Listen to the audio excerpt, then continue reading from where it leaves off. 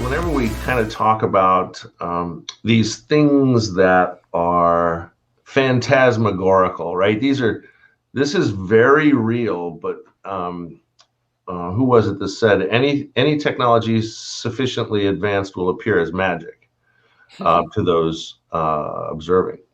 And so for sure, we're entering this world where stuff is magical. But then I was reading about the satellite, the three different constellations of network providers that are going up in space. Mm-hmm. Mm-hmm. And I wasn't paying attention about that technology, although that's pretty amazing also, that space is now available to us on kind of a, just order and pay the bill sort of basis. But what was interesting is that the reality of the adoption curve is as old as humanity itself, right? So listening to these folks that live in rural anywhere, and their only choices for telecommunications in their home was DSL or satellite. And I've been on broadband for 20 years. Mm-hmm. I honestly, to go back to DSL, shoot me in the face. I don't know if I could do that, but that's very much a reality. So on the one hand, we're talking about all these things that are just going to, converge and totally disrupt and transform. But then there's this very real thing over here, which is availability, accessibility of the numerous converging technologies necessary to make some of these true leaps possible for more of humanity. And I think, I've seen several countries now declare that network is a civil right. And I saw a panel of psychiatrists that issued a joint letter to the world that basically said you need to include bandwidth as part of Maslow's hierarchy of needs in this world. And included in that was some very interesting stuff around here's a list of things that you cannot do any longer without a phone or a laptop or computer of some kind. And in the same way that there are no payphones, right? I can't tell you the last time I saw a payphone. How many libraries have computers available to how many people, and how many do they actually, serve? It has become, what do they call them? There's a term I'm missing here, Irene. The digital haves and have-nots. Digital divide? Digital divide, yeah. I was about to bring it up, yeah. The digital divide is going to exist for corporations and for people. Those that embrace and surf the wave, and those that the wave crashes over. Exactly. So bandwidth becomes the very, primal need now, right? Talking about education, talking about medical services, more and more telemedicine, more and more accessibility, right, to basic resources. Okay, will be done through internet. So absolutely. And you know what we need for all this? We need people.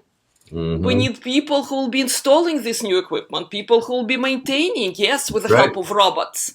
But all these solutions that your company is working on, right, other companies will be advancing. Okay, that doesn't happen, just by robots yet. So absolutely. In this period of our evolution as a species, I guess, there are dystopians and utopians. I actually find myself to be a temporary dystopian and a long-term utopian in this respect. And the reason for that, Irene, is the speed. The speed with which this stuff is happening, and the fact that it's in every facet of our life. Everything. I don't know what the number is, so I don't want to put a number out there, but let's just say that approaching half of the countries on Earth have already scheduled a date in the future at which they will stop printing money. So that has said that our economy, which used to be connected to literally a bar of gold sitting in a safe somewhere, is now just bits sitting in a computer.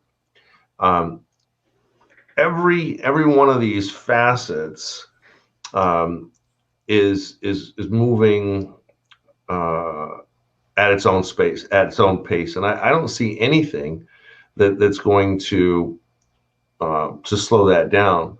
But the human dynamic of I'm 65 and I've been doing it this way for 35 years. I'm going to keep doing it that way.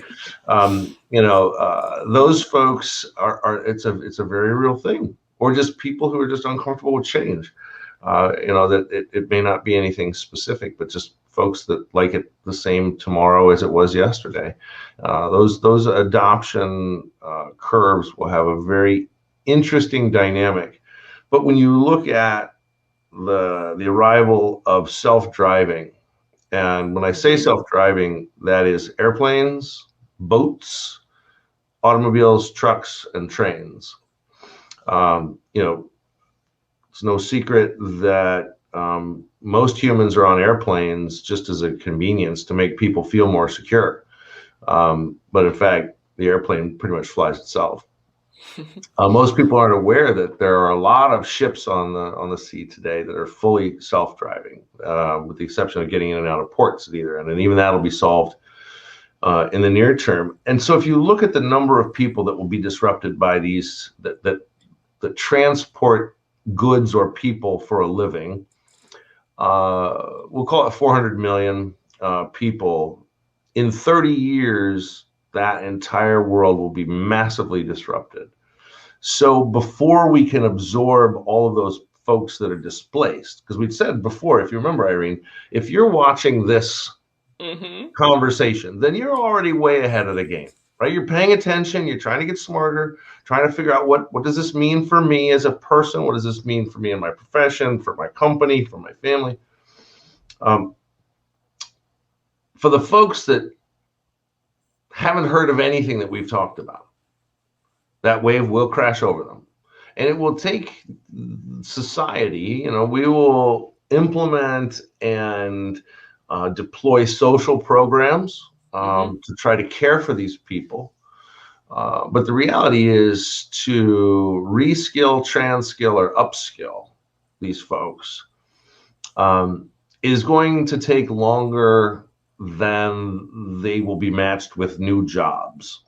So I think that there will be a temporary disruption in a number of fields that lasts 15 to 3 decades. I think it'll probably take us till 2050 to reabsorb those folks that are disrupted through what is going to happen in the next 10 to 15 years.